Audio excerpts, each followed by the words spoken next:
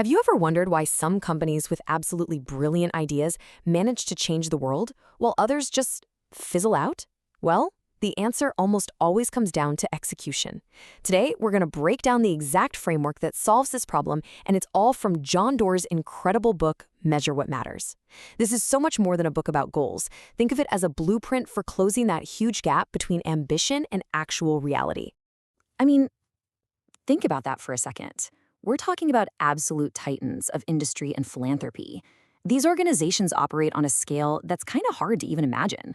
And yet, the crazy thing is, they all rely on the exact same system to turn their massive goals into real, tangible results.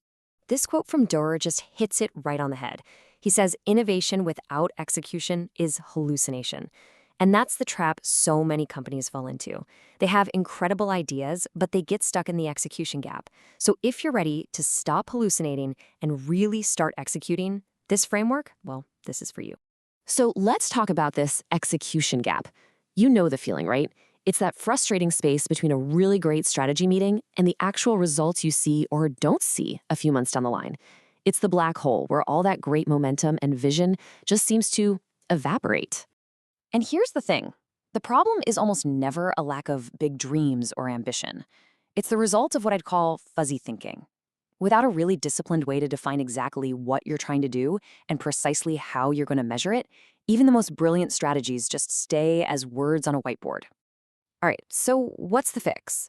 The book introduces us to a system that was actually pioneered by the legendary Andy Grove over at Intel.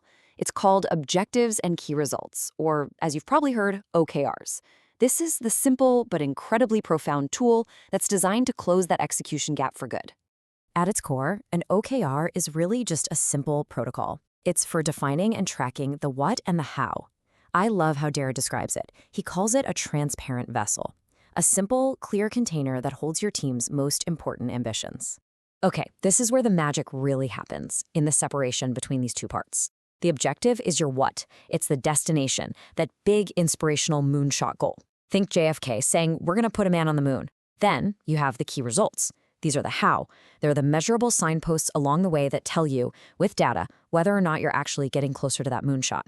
Let's make this really concrete. Winning the Indy 500 is a fantastic objective. It's inspiring, but it's not actionable. What do you do on Monday morning? Well, the key results are what give it teeth. And notice something really crucial here. They mix quantity, like lap speed, with quality, like reducing pit stop errors. That's so important because it ensures you're not just hitting a number while letting quality slide.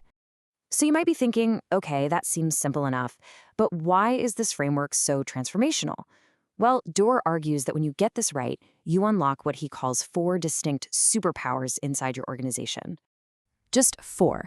But trust me, when these 4 things combine, they can totally change the game for a company, creating this culture of incredible clarity and, honestly, super high performance. Let's walk through them real quick. First up is focus and commit. The system forces you to make tough choices about what truly matters right now.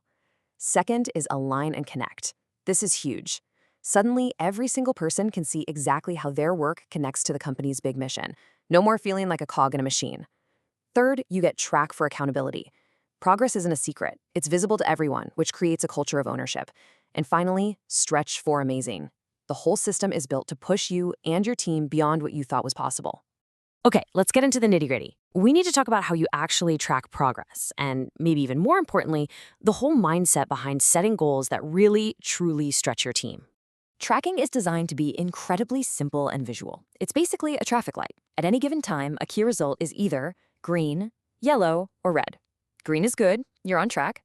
Yellow is a warning sign, you're falling behind and you need a plan to get back on track. And red, well, red means you're stuck, and you either have to reevaluate the goal or maybe even replace it. It's a brutally honest system. There's nowhere to hide, which is exactly the point. Now, here's a piece of the philosophy that might mess with your head a little bit. If you're consistently hitting 100% on your goals, you're not actually winning. You're not being ambitious enough. At a place like Intel back in the day, setting your sights too low was a huge problem. This mindset is the real engine behind that stretch superpower. Google has a really brilliant way of handling this. They basically split their goals into 2 buckets, On one hand, you have committed goals. These are the must-dos, the things tied to the core business that you are absolutely expected to hit 100% on. But then you have aspirational goals. These are the moonshots. And for these, a 40% failure rate isn't just tolerated, it's actually encouraged. It's seen as proof that the organization is really pushing itself to innovate. Okay, but let's be real here for a minute. No system is perfect. So we have to take a critical look, because as powerful as OKRs are, they are definitely not a silver bullet. The pros are pretty obvious. You get radical transparency, total alignment, and a real culture of execution. But, and this is a big but, the cons are just as real. This system demands a ton of discipline. It's not a magic wand that can fix a weak or toxic culture. And maybe most importantly, it absolutely demands that leadership sets the example. If the people at the top aren't living this publicly, it's pretty much dead on arrival. So what's the final verdict? Measure What Matters provides an absolutely indispensable framework for any leader who is serious about closing that gap between a great idea and a great result. I like to think of it as the operating system for high-stakes execution. So if you're ready to stop just talking about ideas and actually start executing, I put a link to Measure What Matters and some other great resources for you down in the description below. And hey, be sure to subscribe for more deep dives into the books and strategies that really build empires. We'll see you in the next one.